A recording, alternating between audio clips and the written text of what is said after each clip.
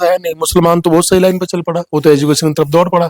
और हमारे युवा क्या कर रहे हैं, कोई बजरंग दल में है, कोई फलाने रक्षक दल में है, कोई फलानी सेना में है, किसी के गले में भगवा गमछा है, किसी के हाथ में त्रिशूल है। आरएसएस के लोग, बजरंग दल के लोग, और इनमें जो है हमारे हिंदू परिवारों के लगभग 16-16 साल के बच्चों को ये अपने यहाँ कैंप लगाते हैं और उसमें उनको प्रशिक्षित किया जाता है और मुसलमान के विरोध में उनको इतना ब्रेन वॉश कर दिया जाता है कि वो मुसलमान के का नाम सुनते ही बौखला जाते हैं। तमाम मुसलमानों ने मस्जिदें और तमाम इबादत गाहें उन लोगों के लिए खोल दी। उन लोगों जय हिंद साथियों, मैं आपके साथ मुस्तफ़ा चौधरी जनपद सहारनपुर में मौजूद हूं और बात करेंगे हम उत्तराखंड के कोटद्वार में घटी एक घटना की।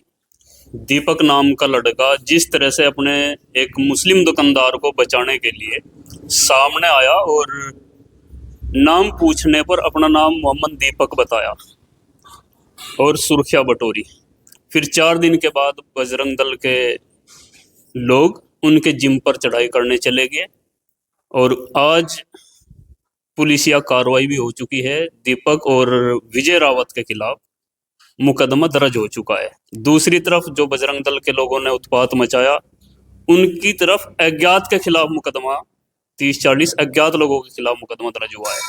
तो जो मेरे साथ बैठे हुए हैं, शीशपाल जी हैं, लोकेश सलालपुरी जी हैं और मांगे राम जी हैं। बात करेंगे। पहले लोकेश जी, आपसे ही मैं शुरू करता हूँ। जिस तरह से यह घटना घटी, एक मुस्लिम दुकानदार की दुकान का नाम चेंज कराने के लिए बजरंग दल ने जो है उत्पात मचाया और दीपक सामने आया और उसके बाद फिर दीपक के जिम पर चढ़ाई करेगी। कैसे देखते हैं इस पूरी घटना को आप? दिमाग से भी देख रहा हूँ, आंखों से भी देख रहा हूँ इस घटना को, और जो स्थिति है वो मैं इसे ऐसे समझ रहा हूँ कि शायद ये एक तरीके से गवर्नमेंट स्पॉन्सर्ड घटना है। यानी वहाँ का जो सरकार है वही चाहती है कि इस तरह की घटनाओं में वृद्धि हो ताकि वो गोलबंदी कर सकें और हिंदू मुस्लिम का एक जो इनका सिस्टम है, एजेंडा है, उसको आगे बढ़ाया जा सके। तो उनके लिए भी, देश के लिए भी जो सरकार ने किया, जो पुलिस ने किया, वो तो बहुत ही घटिया और निंदनीय है। लेकिन जो उस लड़के ने किया वो मानवता की मिसाल थी। और ऐसी घटना, इस तरह के उदाहरण लगातार बढ़ने चाहिए, क्योंकि हमारी जो संस्कृति है वो इस तरह की चीज़ों को बर्दाश्त नहीं करती। जैसे कि आज की तारीख में एक माहौल बना हुआ है और दीपक जैसे लोग या और इस तरह के समझदार लोग ही हमारी संस्कृति को बचा सकते हैं। तो इनका ऐसी जो इस तरह की चीज़ें कर रहे हैं ना, अच्छी चीज़ें, उनको बढ़ावा दिया जाना चाहिए। आपने कहा सरकार द्वारा पोषित, स्पॉन्सर पोषित है, सरकार द्वारा पोषित। तो क्या सरकार चाहती है कि इस तरह का माहौल खराब हो? बिल्कुल साफ दिख रहा है ना। अगर एक सरकार जो अच्छी सरकार होती है वो क्या चाहेगी कि उसके राज में, उसकी जो प्रदेश है जहाँ भी उसकी सरकार है, कि वहाँ हिंदू, मुस्लिम, सिख, ईसाई है, जो भी फिरके हैं, जातियां, सब मिलजुल कर रहें। क्योंकि जब सब मिलजुल कर रहेंगे तो वो प्रदेश या वो समाज सब तरक्की करेगा। लेकिन अगर सरकार ये चाहती है कि मिलजुल के ना रहे, तो फिर हम कैसे ना कहें कि सरकार स्पॉन्सर्ड नहीं है। सरकार को इससे लाभ क्या है? ध्रुवीकरण, एक लाभ सिर्फ ध्रुवीकरण है, क्योंकि वो काफी बहुसंख्यक आबादी वहाँ हिंदुओं की है। एक तरीके से मुस्लिमों से डराने की, एक माहौल बनाने की योजना है ताकि ये लोग डरें और हिंदू एक हो, कहने यार ओहो ये मुसलमान आ गए तो हमें मार जाएंगे। लगातार व्हाट्सएप पे मैसेज चल रहे हैं, आप देख रहे हो, रोज फॉरवर्ड मैसेज आते हैं कि ये तब ये कर दिया था, अब इतने दिन के बाद में आप आज 35% जनसंख्या है और फ्रांस की तरह, फलाना की तरह, फलाने देश की तरह आप हिंदू लोग यहाँ से भाग जाएंगे। जैसे अफगानिस्तान से फलाना हिंदू राजा भाग गया था, जैसे पाकिस्तान से भाग गए, जैसे बांग्लादेश से भगाए जा रहे हैं। इस तरह के लगातार चलता है माहौल, सिर्फ इसलिए ताकि हिंदू बिल्कुल डरे। हिंदू को डराने की योजना है दरअसल ये। हिंदू डरे और डरने के बाद फिर आपको इससे बचने के लिए आपके हाथ सरकार को दोबारा चुन कर लाए ताकि आप फिर मुसलमानों से हिंदुओं को सुरक्षित रख सकें। मैं एक ही सवाल पूछ रहा हूँ यार, इतने दिन मुगल शासक रहे, हिंदुओं का तब कुछ नहीं बिगड़ा, ना कभी हिंदू खतरे में रहा। अंग्रेज सरकार रही, हिंदू खतरे में नहीं रहा। पिछली कांग्रेस सरकार रही, हिंदू खतरे में नहीं रहा। अब आपकी सरकार केंद्र में भी है, आपकी सरकार स्टेट में भी है, डबल इंजन की सरकार है, कुछ जगह तो आपकी म्यूनिसिपलिटी भी, यानी तीसरा इंजन भी जुड़ गया। उसके बावजूद भी अगर हिंदू खतरे में है तो फिर आप सरकार में है क्यों? आपको चले जाना चाहिए छोड़ के। पहले सरकार ठीक थी, कम से कम खतरे में तो नहीं था हिंदू, तो उन सरकार को वापस ले आओ। मेरा तो यही मानना है। तो क्या हिंदू डरा हुआ है? बिल्कुल भी डरा हुआ नहीं है, सरकार ही डरी हुई है। हिंदू क्यों डरता? हिंदू किस बात का डर है? आप बताओ मुझे। आप बैठे मेरे साथ मुसलमान, ये हिंदू है, इनके घर में बैठे, मैं हिंदू हूँ, उधर हिंदू बैठे हैं, कोई डर है हमें किसी को? आपको हमसे कोई डर लग रहा है? हमें आपसे कोई डर लग रहा है क्या? जब मैं आपसे नहीं डर रहा, आप मुझसे नहीं डर रहे, फिर कहाँ हिंदू डर रहा है? सर सरकार जरूर डर रही है, मेरे आपके बैठने सरकार डरती है। वही सरकार चाहती है हमारा अपना इकट्ठे बैठे, आप उधर रहे हम इधर रहे, हम इधर वालों को सरकार थोड़ा अपने पाले में खींच कर रखेगी और उधर वालों को हमें डरा कर रखेगी। मुसलमानों को तो एक पावर सेंटर का एक टावर समझ लिया, वो देखो वो मुसलमान, उसको डराओ, हमें हिंदुओं को। अरे भाई क्यों डरेगा हिंदू? मुसलमान क्या बिगाड़ रहे हैं हमारा? तो क्या इस सरकारों की इन नीतियों का खामियाजा मुसलमान भुगत रहा है? नहीं, हिंदू भुगत रहा है, मुसलमान तो भुगत रहा है जो भुगत रहा है। वैसे देखें, माहौल बनने के साथ मुसलमान खामियाजा भुगत रहा है, लेकिन ऐसा है नहीं, मुसलमान तो बहुत सही लाइन पे चल पड़ा, वो तो एजुकेशन की तरफ दौड़ पड़ा।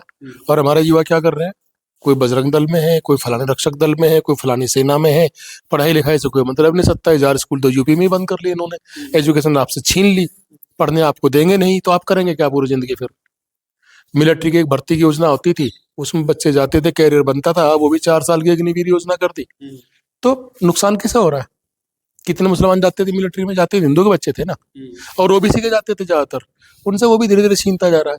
तो नुकसान किसे हुआ? हिंदू का मुसलमान को? मुसलमान तो सारे अपने कारोबार पे है कि नहीं है? और हिंदू, किसी के गले में भगवा गमछा है, किसी के हाथ में त्रिशूल है, किसी के हाथ में ऐसे धर्म रक्षा तो कर ही रहे हैं। कौन से धर्म की रक्षा कर रहे हैं? ये कौन सा धर्म की रक्षा कर रहा है? मुझे बताओ उनको उस धर्म की रक्षा। बोलते हैं कि हम धर्म की रक्षा कर रहे हैं, वो क्या बोलते हैं मुद्दा नहीं, आपको क्या लगता है कि इस धर्म की रक्षा हो रही है? आज क्या हुआ? दुनिया में हिंदुओं की एक वैल्यू थी, भारत के देश के नागरिक की वैल्यू थी। पाकिस्तान बांग्लादेश में अपने आप को बाहर जाके इंडियन बोलते थे, बहुत कम लोगों को पता है। अमेरिका में, इंग्लैंड में, फ्रांस में, जर्मनी में अगर पाकिस्तान का, बांग्लादेश का नागरिक होता था, वो खुद को इंडियन बोलता था, मैं भारतीय हूँ, गर्व महसूस करता था। गर्व महसूस करता था, और उनको कोई नहीं, उनका सम्मान था। और आज क्या है? आज बताओ ना कोई कौन है? इंडियन भी बोलने से बचता है कि मैं इंडियन हूँ। आज भारतीय अपने आप बोलने से बचने लगा कि मैं भारतीय हूँ, उसे पता है तुम्हारे खिलाफ क्या होगा, क्योंकि इन्होंने जो अंत की उठाई है ना, ये इसका नुकसान अब शुरू हुआ है। किसी चीज का नफा नुकसान मिलने 5-7 साल लगते हैं, अब वो टाइम आ गया। अब वो टाइम आ गया। शीशपाल जी, तो घटना का तो आपने पता ही है, दीपक ने क्या सही किया या गलत किया जो एक मुस्लिम दुकानदार के लिए उसने अपने खुद को जोखिम में डाल दिया? देखो मुस्तफा भाई, दीपक भाई जैसे लोग तो बहुत संख्या में पैदा होना चाहिए भारत में। जो सराहनीय कार्य दीपक भाई ने किया, वो हम सब लोगों का कर्तव्य है कि वो हमें करना चाहिए, क्योंकि ये देश जो है लोकतांत्रिक देश है और इसमें सभी धर्मों को पूर्ण स्वतंत्रता के साथ रहने का अधिकार है, अपना नाम लिखने का अधिकार है, अपना किसी भी नाम से अपनी दुकान को रखने का अधिकार है। ये कोई उन पे ये नहीं कि प्रतिबंध लगा दें हम किसी प्रकार से, स्वतंत्र है पूरा भारत। और दीपक भाई ने जो कार्य किया बहुत सराहनीय कार्य किया है। और भारत में ये जो हिंदू मुस्लिम की राजनीति चलाकर देश पे शासन किया जाता है, ये बहुत ही घृणित कार्य है। और जिस तरह से बजरंग दल ने उनके जिम पर फिर हमला बोला और फिर मुकदमे भी लिखे गए बजरंग दल के लोगों के तो खिलाफ, अज्ञात में लिखे गए, जबकि वो ज्ञात चेहरे थे, सभी वीडियो एविडेंस सब मौजूद हैं, और दीपक के खिलाफ नामदर्ज मुकदमा दायर किया गया है। इस पर क्या सोचना है आपका? देखो, ये खास तौर से आरएसएस के लोग, बजरंग दल के लोग, और इनमें जो है हमारे हिंदू परिवारों के लगभग 16-16 साल के बच्चों को ये अपने यहाँ कैंप लगाते हैं और उसमें उनको प्रशिक्षित किया जाता है, और मुसलमान के विरोध में उनको इतना ब्रेन वॉश कर दिया जाता है कि वो मुसलमान के का नाम सुनते ही बौखला जाते हैं। ये निंदनीय है। यदि बजरंग दल ने द्वारा वो कार्य किया है, बहुत निंदनीय है। तो आप बुद्धिजीवी व्यक्ति हैं, तो कहीं ऐसा खतरा आपको भी महसूस हो रहा क्या कि भाई जिस तरह आपने कहा कि ऐसी ट्रेनिंग दी जाती है कि भाई मुस्लिम से किसी तरह का इन फ्यूचर कोई खतरा हो सकता है, और उसकी जो है जानकारी इन लोगों को है, आपको ना हो? देखो, इसका खामियाजा पूरा देश भुगतने लग रहा। विदेशों में भारत की साख जो है गिरती जा रही है। ये तो विश्व गुरु कह रहे हैं अपने आप को हम विश्व गुरु बनेंगे, जबकि हमारे भारत की जो साख है वो बहुत डाउन पर है। भारतीय कहना भी पसंद नहीं करते सब लोग, तो ये बहुत ही गलत बात है। ये मंगेराम जी, आप बताइए इस पूरी घटना पर आपका क्या नजरिया है? बस वैसे तो भाई लोकेश और मास्टर शिषपाल जी ने कंप्लीट बता दिए, बताने के लिए कुछ नहीं है, लेकिन घटना दुर्भाग्यपूर्ण है। आप कोट द्वार की बात कर रहे, मैं कुछ टाइम पीछे का अपने गंगों की बात कर रहा। वहां पे भी इन्हीं लोगों के द्वारा गलत तरीके से नारेबाजी की गई, एक समाज टारगेट करेगा, और निश्चित रूप से वो भी ओबीसी के ही बच्चे थे, मैं कहीं ना कहीं इस्तेमाल करे गए। और दूसरी बात मैं कहना चाहूंगा कि इस मुल्क में ये सरकारी संगठन हो रहे हैं जो सरकार द्वारा पोषित प्रायोजित हैं, जो इस किस्म की एक्टिविटी कर रहे हैं, और इनका अगर हिस्ट्री खंगाली जाए इन संगठनों की, तो ये कभी पाकिस्तान के खिलाफ लड़े हों, बांग्लादेश के खिलाफ लड़े हों, अमेरिका के खिलाफ लड़े हो, इसका कहीं कोई हिस्ट्री नहीं है। जब भी लड़े हमेशा भारत के लोगों के साथ लड़े। दुर्भाग्य है कि ये जब भी लड़े भारत के नागरिकों के ही साथ लड़े, इनका कोई ऐसा एविडेंस नहीं है, कोई ऐसा हिस्ट्री नहीं है कि कभी दुश्मन के साथ लड़े हों। वो कौन सी शक्ति है जो आपस में ही अपने ही लोगों के खिलाफ लड़ाने के लिए, अपने ही बच्चों को अपने ही बच्चों से लड़ाने के लिए ये घृणित काम कर रही है? देखो, बहुत अच्छा सवाल आपने करा कि कौन सी शक्ति है। शक्ति की अगर मैं बात करूं कि इस मुल्क का दुर्भाग्य है कि एक कम्युनिटी जिसकी संख्या इस मुल्क में 3.5% है, अगर रियल मुद्दों के ऊपर वो कम्युनिटी राज करे तो वो यहाँ पे इतनी भी हैसियत नहीं उनकी है कि वे एक गांव का सरपंच बना ले। देश का सरपंच बनना एक बहुत बड़ी बात है। तो वो लोग क्या काम करते हैं, SC ST OBC के लोगों ने गुमराह करके पहले तो हिंदू बनावेंगे, और हिंदू बनाकर अपना पक्ष में वोट करवाने का काम ये लोग हमेशा से करते आए। जब इससे क्या बेनिफिट आया और क्या नुकसान हुआ? इसका बेनिफिट ये आया कि जब इस मुल्क में अंग्रेजों के खिलाफ आंदोलन चले, तो हिंदू, मुस्लिम, सिख, क्रिश्चियनिटी जो सारे लोग मिलकर उनके खिलाफ आंदोलन करे, मजबूती से आंदोलन कामयाब हुआ। तो जब उन्हें लगा कि अगर ये एकजुट रहेंगे तो इनके ऊपर राज करना असंभव है, फिर अंग्रेजों ने अपने पैसे से फंडिंग करके हिंदू महासभा और मुस्लिम लीग नाम के 2 संगठन बनाए। फिर उनके पीछे मीडिया लगाई, उन्हें एक दूसरे तक गाली देना शुरू करा। जो मुस्लिम लीग थी उसे हिंदू लोग टारगेट करने शुरू करे, और जो हिंदू महासभा थी उसे मुसलमान टारगेट करने शुरू करे, और वह आग मीडिया के माध्यम से समाज में फैली। उसकी वजह ये आई कि एक बार मगर मुसलमानों ने कोई आंदोलन करा तो अंग्रेजों ने ऐसी पिटाई करी कि वो लोग दफन कर दिए। तो उस टाइम वो जो अपने आप में कथित हिंदू लोग थे वो ताड़ी बजा रहे थे, बहुत अच्छा मुसलमान पिट गया। उसके बाद में अगले बार जब हिंदू लोगों की पिटाई हुई, तो जब वो मुस्लिम लोग खुश थे कि देखो हिंदू पिट गया, उनके दिमाग में से ये शब्द निकल गया कि कहीं ना कहीं भारतीय पिट रहे और ये विनाश हमारे मुल्क का नाश हो रहा। उसी तरीके से ये लोग जो संगठन बनाए हुए हैं, जो अमूमन कुकरमुत्तों की तरह RSS नाम के संगठन ने संगठन तैयार करे हिंदू के नाम पे, और शासन सत्ता आई ब्राह्मणों की, तो ये जब तक राज करते रहेंगे, जब तक SC ST OBC के लोग ना समझ होकर रिप्रेजेंटेशन की बजाय कुत्ते की तरह आपस में लड़ते रहेंगे, इन लोगों का पंजा चलता रहेगा।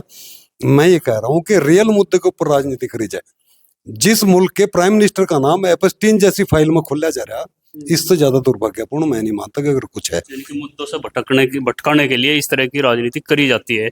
अब इस दीपक नाम का ये जो मामला बना, इस पर पूरा देश 2 हिस्सों में बटा हुआ है। एक दीपक को हीरो मानता है, तो दूसरी तरफ में भी लोग हैं जो दीपक को पूर्ण तरीके से ट्रोल कर रहा है, और उनका ये कहना है कि भाई दीपक को मोहम्मद बनने की क्या जरूरत थी, और उसको बुर्का ओढ़ने की, टोपी ओढ़ने की और खतना तक की सलाह दी जा रही है। इस पर क्या कहेंगे?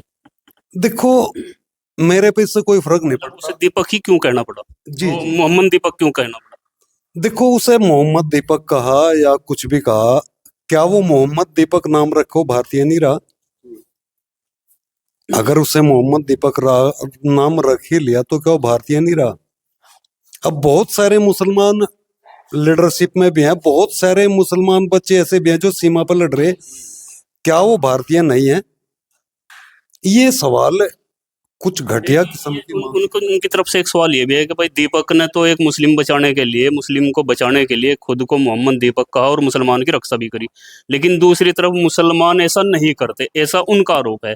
तो आप इस आरोप पर कितने सहमत हैं, या कोई ऐसा उदाहरण आप दे सकते हैं कि मुसलमान ने भी हिंदू की रक्षा की हो, मुसलमान भी हिंदू के लिए खड़ा हुआ हो? जी बिल्कुल, बहुत अच्छा सवाल आपने करा। आप थोड़ा पीछे चलेंगे। आसिफ अली लाहौर कोर्ट में एक सबसे बड़ा वकील था। सरदार भगत सिंह ने बचाने के लिए उसे अपनी जॉब छोड़कर वकालत करी और भगत सिंह के न बचाने के लिए केस लड़ा। अब सूर्य नारायण शर्मा नाम का ब्राह्मण जो अंग्रेजों की तरफ से वकालत कर रहा था और भगत सिंह से फांसी दिलवाने तक वकालत करता रहा, भगत सिंह से फांसी दिलवाने के लिए। अब आसिफ अली से क्या कहूं और सूर्य नारायण शर्मा से क्या कहूं। जितने भी मुखबिर लोग हैं, आरएसएस 1925 में बन गया था और इनका जो टोटल रिकॉर्ड आजादी से पहला अंग्रेजों के लिए मुखबरी करने का रहा है। अब इनसे क्या कहेंगे आप, जिसे 52 साल तक अपने ऑफिस पे तिरंगा नहीं लगाया, उससे क्या कहेंगे आप? आज देशभक्ति बांटेंगे ये लोग? आज के दौर में भी कहीं मुस्लिम का ऐसा उदाहरण है क्या कि वो सेकुलरिज्म का चोला पहनता हो?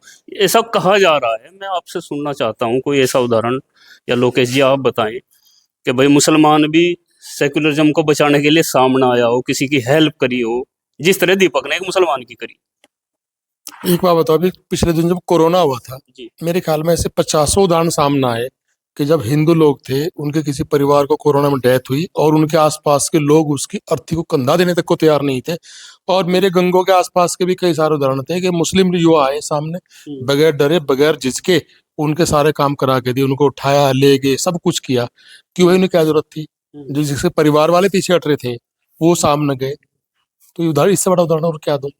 अब वो उन्होंने ये तो नहीं कहा जी कि मेरा नाम मुस्तफा शर्मा है या मैं मुस्तफा गोयल हूँ, बस ये कहने की कमी रह गई। उन्होंने अपने नाम के साथ कह दिया, क्या फर्क पड़ गया? काम तो कर रहे हैं ना भाई। इस हिंदुस्तान के 80% जनता, उससे को कोई लेना देना नहीं है हिंदू मुस्लिम क्या हो रहा है। उन्हें अपने काम धंधों से फुर्सत नहीं है।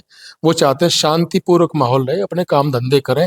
बाकी 15-20% लोग हैं और ये सब जातियों को कुल मिला के बता रहा हूँ मैं, ऐसा नहीं कि हिंदुओं में नहीं है, मुस्लिमों में नहीं है। अच्छे बुरे लोग सब जगह है, ऐसा मेरा भी मानना है। सब जगह अधिकांश लोग फिर भी अच्छे ही है, चाहे मुस्लिम हो, चाहे हिंदू हो, चाहे ब्राह्मण बनिया भी क्यों ना हो। 80% लोग हर जगह अच्छे ही होते हैं। किसी भी जाति, समाज, धर्म में 20% लोग होते हैं जिन्हें हम खल चरित्र कह सकते हैं, जिनका काम ही शांति भंग करना है और ऐसे लोगों को बढ़ावा देना, उल्टे सीधे काम करना है, जिससे पूरा समाज भुगतता है। भुगतता क्यों है? वो जो 80% लोग हैं वो उनका विरोध नहीं करते, खामोश रहते हैं, चूंकि उन्हें अपने काम से होश नहीं है। जो 20% है, ऐसा लगता है कि यही सब है, यही सब है। अब इसमें आजकल की तारीख में क्या हो गया, सरकार की तरफ से पूरा ये इनको सहयोग है। देखो, सरकार के पास जब देने के लिए कुछ नहीं बचता अपनी जनता को, तब सरकार इसके अलावा और क्या परोसेगी आपके सामने? इस सरकार के पास एजुकेशन देने के लिए नहीं बची, इस सरकार के पास आपको रोजगार देने की कोई योजना नहीं है। ये सरकार आपकी किसी और आपको ये अस्पताल की सुविधाएं दे सकती है, स्वास्थ्य, शिक्षा, रोजगार, कहीं हर जगह फेल है, आपको कुछ नहीं दे पा रही है, तो फिर क्या देगी? सरकार में रहना है लोगों के रोज से बचने के लिए, फिर यही सही। जी मंगेराम जी, अभी अगर आप इसी बात में कहेंगे कि मुसलमानों ने सेकुलरिज्म के लिए क्या करा, अभी कुछ दिन पहले की बात बताऊं, उदाहरण तो लगभग 1000 मेरे पास मैं दे सकता हूं।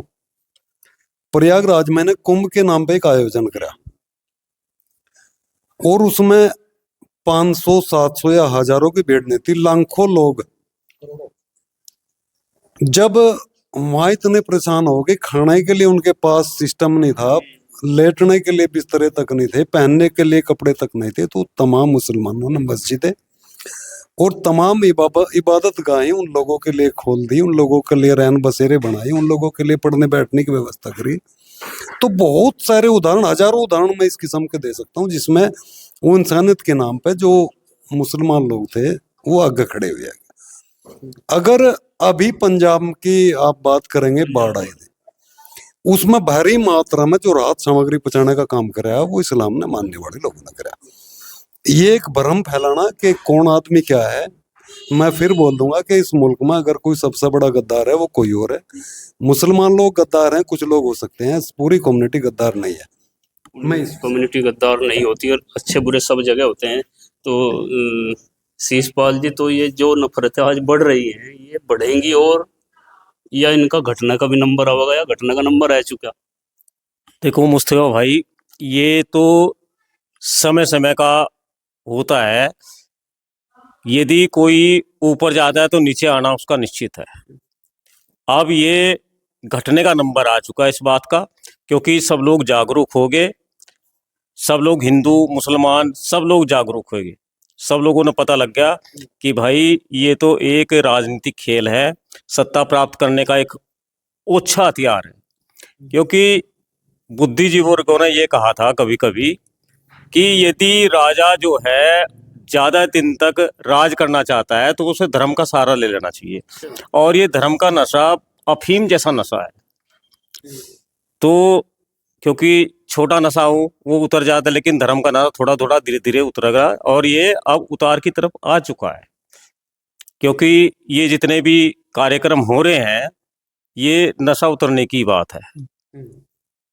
बहुत बहुत शुक्रिया आप सभी बुद्धिजीवी लोगों का, जिन्होंने अपनी बातें जो उत्तराखंड के कोट द्वार में घटी, दीपक ने जो मोहम्मद दीपक अपना नाम बताया, और सब सारे घटनाक्रम को शायद आप देख चुके होंगे।